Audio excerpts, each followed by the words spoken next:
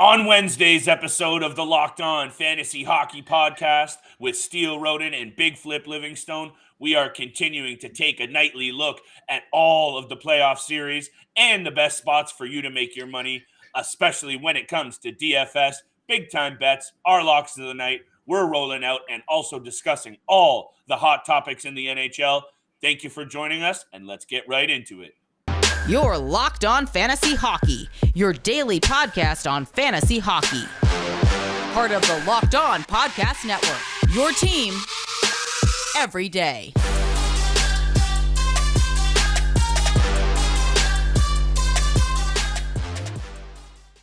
What is going on, everybody? And welcome back to your favorite podcast. It is the Locked On Fantasy Hockey Podcast, and we are part of the Locked On Network. Thank you for making us your very first listen every single day, Monday to Friday. You can find myself and my esteemed co-host, Mr. Steele Roden, right here every day, 7 a.m. Eastern. Fresh, hot content, feeding you the picks, DFS targets, everything you need to make a little bit of money every single night. This is your place. This is your podcast.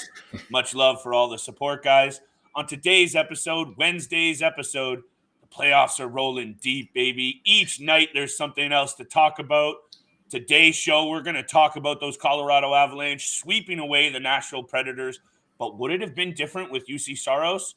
We'll get into that. We're going to get into the Stars versus Flames, as well as Pittsburgh Penguins have these New York Rangers on the brink still. I don't think either of us saw that happening, but that's okay. We'll be talking about all of those series, as well as locks of the night, big time bets, DFS targets, like I said.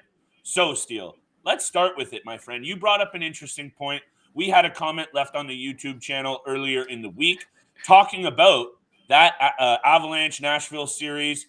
Would there have been a different outcome if UC Saros was in the cage? Let's start right there, my friend. I don't think there would have been a different outcome. I still think Colorado Avalanche would have either swept this series or won in 5.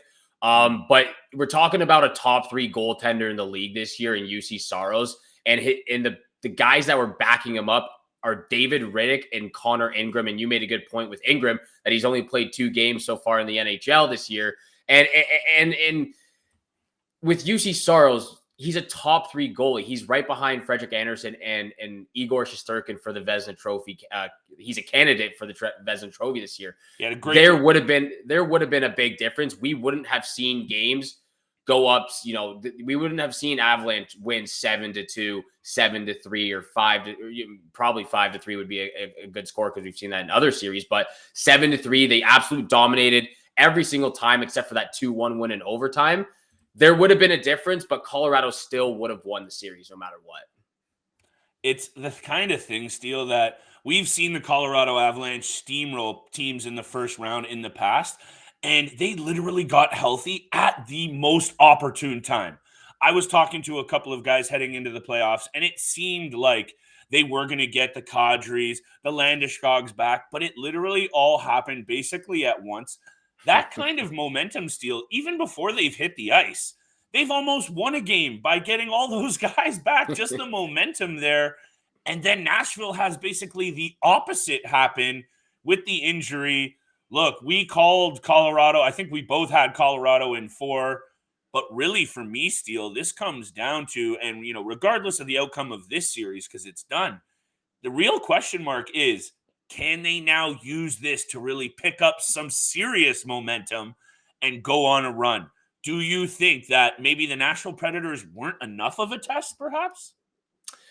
They might not have been. It was still... Right? I wouldn't say it was a good series because the Avalanche absolutely dominated them, but there were some sparks out there from, their top guys and Connor Ingram when he came into game 2 and made 42 or 43 saves, sending it to overtime. Those were the type of things where I see where okay, Nashville had some highlights there, but I don't think it was enough for the Colorado Avalanche. But look, they swept them. They have all the momentum right now. Their top guys are firing on all cylinders. Nathan McKinnon, Cale Makar looking like the best defenseman in the league. They have the momentum. But the thing is, whoever wins out of that St. Louis-Minnesota matchup, that's going to be a tough series. So Colorado better be ready for it. And that, looking at it now, that second series between whoever wins between the Wild and Blues, that series, whoever goes up against the Avalanche, that is going to be the series to watch. Yeah, it becomes the marquee matchup. I agree with you wholeheartedly. And the other thing too is right away when it comes to what we saw in that first round, and I want to move on to Stars Flames in a second here, but the bottom line is Darcy Kemper is out. Pavel Francouz is a solid backup, but this team has not been tested, right? And then you go up against a team that, regardless of who it is, St. Louis or Minnesota, they are literally who have just gone through a meat grinder of a series, battle tested after one round, and probably ready and raring to go. So all eyes for me will be on that series. We'll see if Colorado's first round sweep maybe wasn't enough of a seasoning, but we will see. Stars Flames Steel, lot of heat going down on Johnny Gaudreau. Very similar to kind of the letdown in the playoffs that some of the Toronto Maple Leafs players are taking in terms of performing great in the regular season, first round disappearing at times. Johnny Gaudreau shows up, Elias Lindholm shows up, and aside from Jake Ottinger making a few beautiful goal line saves, that number could have been even higher for the Calgary Flames. And like we said at the start of the playoffs, if those guys can go, which we just saw that they can, Dallas Stars don't stand a chance. Yeah, and I really haven't watched a lot of these games, because I was away for a week, and the games are at like 10:30 at night. By that time, I'm already well into the night. But this has just not been one of the series that have really been great through my eyes. And True. And the physicality and the grittiness has been there. There's no question about that. I absolutely love Jamie Benn's comments after the game the other day. Like, he's to Matthew Tkachuk, he's a smart kid for not dropping the gloves with me. Absolutely love that. But the low scoring, and I'm really surprised at how low scoring the games have been. Not from the Dallas Stars side, but the Calgary Flames. I think a lot of people can agree with that. Most definitely. Even the last game when they won 4-1, like, one of their goals was a penalty shot from Johnny Gaudreau. So that's a 1v1 situation right there, and an empty netter to finish the game. So without that penalty shot, that's a 2-1 game, another low-scoring game. And I wonder, once the Calgary Flames, or if they win this first round, what are they going to be like going up against the Edmonton Oilers or the LA Kings? Because if they go up against the Oilers in the second round, a beautiful series that everyone wants to see. But what is actually going to happen if they can't score? Yeah, it's hey man, like we said, intriguing storylines aplenty here. But at the end of it all, I'm really glad you raised those points, because yes, they kind of snapped out of it, but empty netter, penalty shot goal, you mentioned it. But I think really it's Jake Ottinger that really deserves some credit, because he has looked really solid in there. But look, I really do think that was kind of the turn the page moment that this Flames team need, at least for this series. And we'll talk about second round predictions. Make sure you stay tuned for that and keep it locked right here on the Fantasy Hockey Podcast on the Locked On Network. But big time bets coming up, DFS targets coming up. I think this is the night the Calgary Flames maybe kind of squash that first round narrative just a little bit, but it really comes down to the second round with this team and the longevity. Anyway, Steele, we're going to talk about this Pens Rangers series right after the break, because, hey, these Pittsburgh Penguins have the blue shirts on the brink, and we'll have to talk about that. But I also need to talk about Rock Auto. This episode is brought to you by Rock Auto. With ever-increasing numbers of makes and models, it's almost impossible for your local chain auto parts store to stock all the parts you need.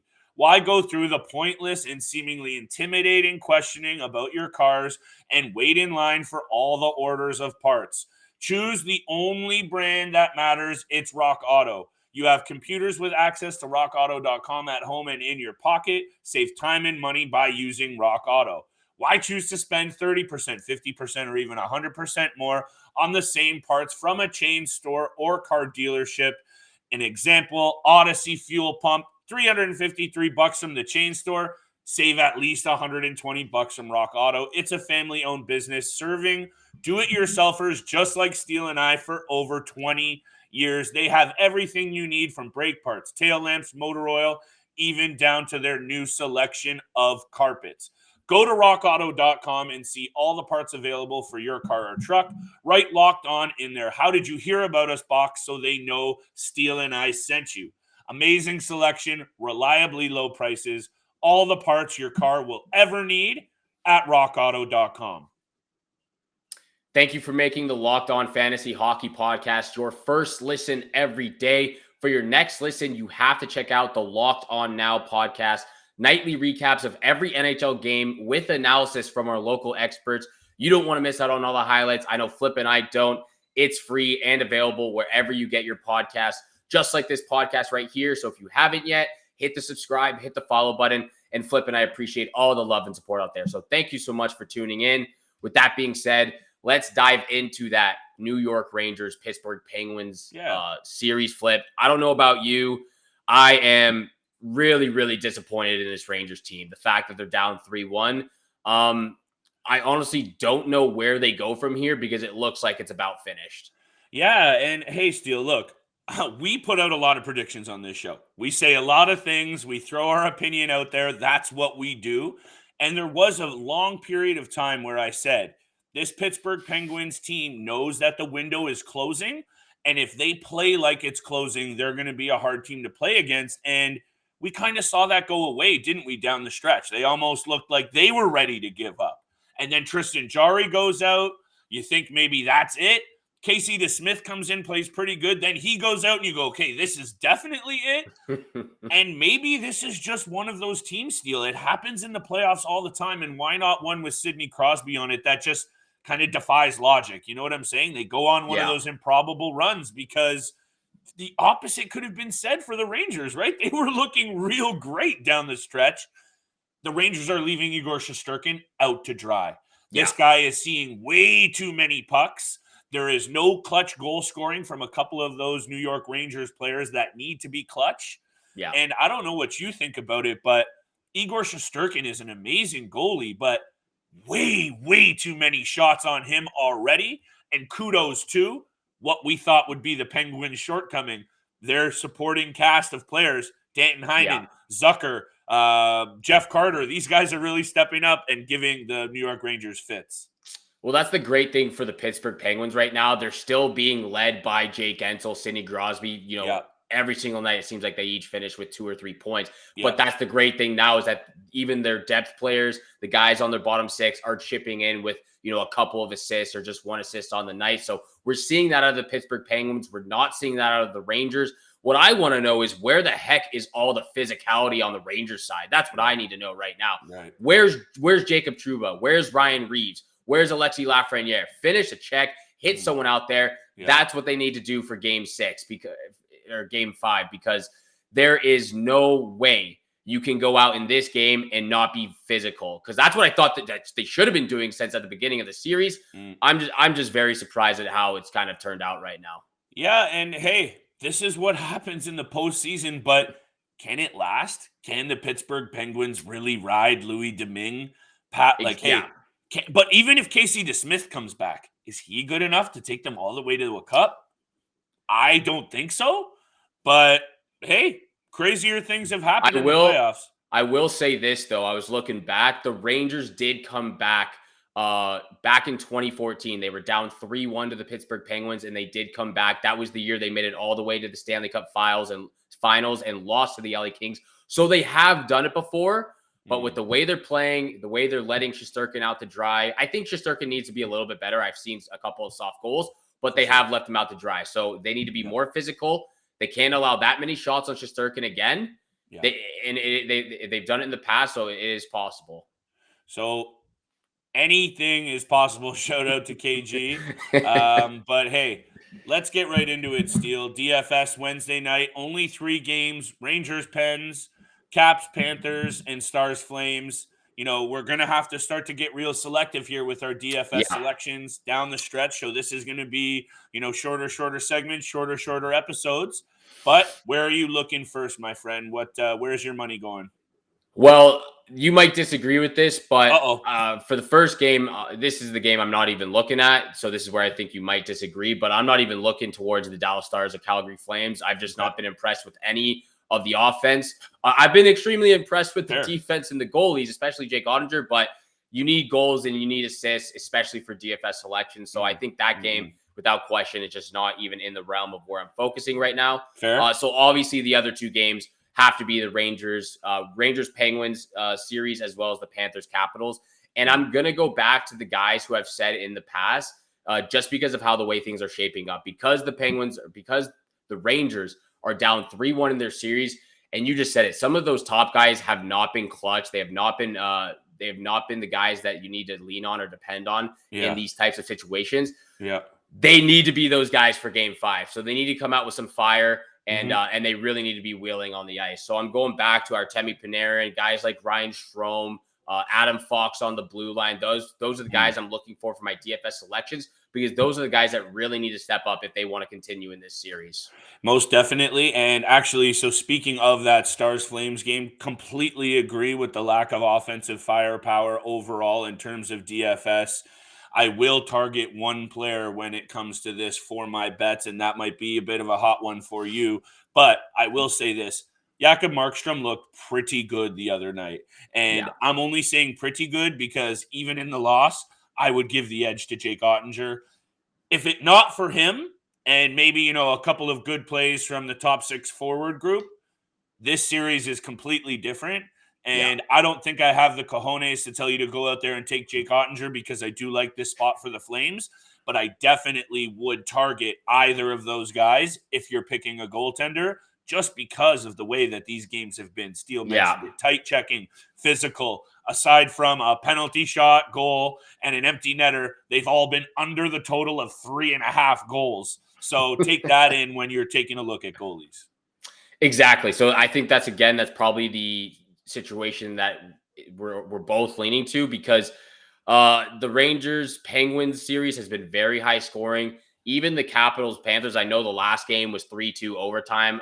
That was the first game that was under 5 goals, I believe, or 5 goals or under. So that's been another high scoring game. That's also where I'm going towards for my other DFS selections to fill out the rest of my roster. Carter Verhaeghe would be a great selection, a cheaper option who played a fantastic game against the Washington Capitals in Game 4, as well as I'm going back to Alexander Barkov, who hit for me for my player prop the other night as well with an anytime assist. I think he's been decent so far in this series. I haven't seen enough from him. And again, I think those are the type of guys that you really need to lean on. The guys who have led this team, your captains, the leaders in the group, that really need to step up and show why this team deserves to be in the playoffs right now. Shout out to Carter Verhaeghe and the Niagara Ice Dogs, former Niagara beauty. Great junior career for Niagara. And hey, why not? Huge game coming out for the Panthers last time out. Love that you're taking a look at him. These are going to be tricky spots, Steele, right? We're really starting to, as these series wind down, how many great spots are you? This is where you got to tune in, guys. Tune in, tap in, and make sure, Steele and I are in the lab all the time getting serious. So make sure you're following along on Twitter, YouTube, Spotify, Apple Music, everywhere you find your favorite content, and smash the subscribe button, guys. It really gives us a lot of support and love. So much love from you. Steele, where are we going next? Or are we rolling right into big time bets? We'll roll right into big time bets very, very soon. But I will quickly mention, obviously, if you're not feeling the Rangers side of things, the Penguins are up 3-1 right now. If you think they're going to close it out, you have to go with their 2 best players right now, Sidney Crosby and Jake Gensel, because those guys score at least or record 2 or over 2 points or over every single game, it seems like. So if you don't like the Rangers, trying to make a comeback in this series, and you don't like that angle, clearly go with the Penguins' top 2 guys, because they've been absolutely fantastic in this series, and there's no denying it. And we'll see what happens for some big time bets, but I need to let everyone know about Built Bar first. At Built Bar, they are all about the taste. They make it taste delicious first, then figure out how to make it healthy second. I don't know how they do it, but they pull it off every single time. It probably has something to do with the fact that Built Bars are covered in 100% chocolate. I love me some chocolate. It hits the spot every single time. And it only contains 130 calories, 4 grams of sugar, and 17 grams of protein. So before you work out, after you work out, every single day, I absolutely love these protein bars. And if you haven't tried the Puffs yet, you are absolutely missing out on one of Built Bar's best tasting bars yet. Puffs are the first ever protein-infused marshmallow. They're not just a protein bar, they're a treat. And they're covered too in 100% real chocolate, which makes it 100 times better. Puffs are a fan favorite right now with some incredible flavors of yummy churro, coconut marshmallow, and banana cream pie. So go to Built.com and scroll down to the macros chart. You'll be absolutely blown away. High protein, low cal, high fiber, and low carbs. Go to Built.com and use promo code LOCKED15 for 15% off your order at Built.com. Thank you for making the Locked On Fantasy Hockey Podcast your first listen every day. Don't forget, we are free and available wherever you get your podcast, which also includes YouTube. So if you haven't yet, please hit the subscribe, hit the follow button. Once you do, you'll get the latest episodes of the podcast. And Flip and I appreciate all the love and support out there. So thank you so much for tuning in. With that being said, this is what everyone's been waiting for. Big time bets, where the money's made. Flip and I have been hitting our locks of the night. I'll throw it over to you, though, because I'm very interested to see what your first pick of the night is. I like how you always throw it over to me because you know I'm the most fired up. I'm a bit of a degenerate gambler, and this time of year is where you either make or break that bankroll. Thankfully, right now, knock on wood, going the other way. So we'll take that steal. Look, my lock of the night and my second pick are super simple. All three of my picks are super simple. Yeah. I'm going with, honestly, with the three teams that I think. Look, I'm just not even going to explain it this way. I'm just going to hit you with my first pick steal, and you tell me how it goes. The New York Rangers need a massive response. They need a massive response from the guys that did it all year long. Mika Zibanejad, Artemi Panarin. These guys, you even mentioned some of the guys on the blue line. Adam Fox. These guys need to step up, and I think they will. Mika Zibanejad has 4 assists in this series, and I'm going back to a Mika Zibanejad anytime assist for my first pick of the night steal because I really don't think that the Rangers are done yet, even though it looks that way. You're right. You mentioned it. I don't think they're done just yet. I think you'll see the best from them, and I think you'll see them expose a goaltender in Louis Domingue who, let's be honest, is a career backup for a reason. If I'm the coach behind the bench for the Rangers, throw pucks on net. Get shots on net. Use your speed. Use the size. Use these guys that they got at the deadline to cause a ruckus for the Pittsburgh Penguins. Hey, the Pittsburgh Penguins do not have a stacked blue line. Throw some pucks on net, cause some rush chances, and get back to what you do. That includes Mika Zibanejad distributing. Mika Zibanejad anytime assist. That's my first pick of the night steal.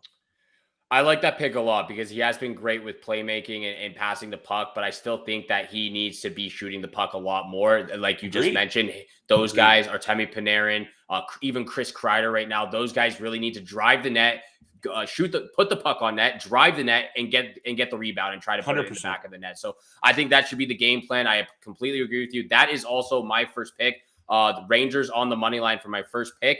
But I'll throw my second pick to you, and it's the Flames on the puck line. And I just mentioned that I believe that this is going to be another low-scoring game, so I can really see this being a 2-0 win for the Flames or even a 3-1 win for the Flames. I think they win by more than 2 goals, but again, another low-scoring game in this sense.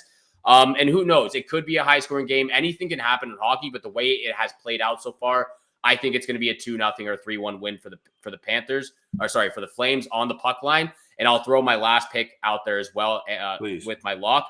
My lock of the night are the Panthers on the money line against the Capitals. Game 5, back at home. It's been very lopsided in every single game so far, except for Game 4, where they just clutched up in the last couple of minutes and then won in overtime. I think they went back-to-back and take a 3-2 series lead. That is my lock of the night. Well, my friend, my second pick, Flames on the puck line, and my lock of the night, Panthers on the money line. I am 100% vibing what you're saying. I think that game, that overtime victory winning goal by Carter Verhaeghe is what the Florida Panthers were waiting for to wake up. All the credit due in the world to the Washington Capitals, TJ Oshie, Evgeny Kuznetsov, even guys like Dmitry Orlov, some of those guys that won them the cup a couple of years ago and have been there before. All the credit due for keeping this series very close. But now it's time for the better team to flex its muscle and move on to the second round. And I think that overtime victory steal might have been what they needed to really pop. And I think you'll see that by the Panthers tonight in a big, big way. That's my lock of the night as well. And I just think the same thing. The Dallas Stars are lucky to even be in this series. Yeah. And all credit due to them. But if it weren't for the demons that this Calgary Flames team has, this series would already be over, right? Because you can tell that the Flames were in their head there for a couple of those games.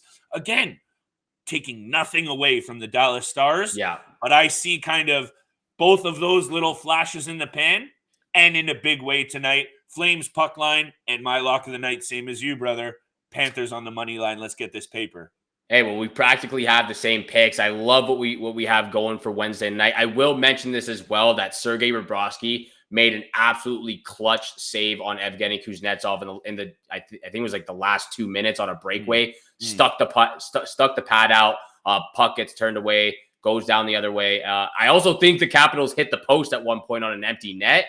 So very lucky for that situation as well, because that could have been different. But completely agree where both our heads at it right now. I like your pick for Mika Zibanejad. I'll probably throw some money down on an anytime assist, but might as well. Hey, we're on the same page right now, Flip. I absolutely love it. Hey man, let's revisit this, because we might need to just make this a little bit of a formula here, because if the Flames and Panthers bang out and we get some little Zibanejad action, might be going back down south, baby.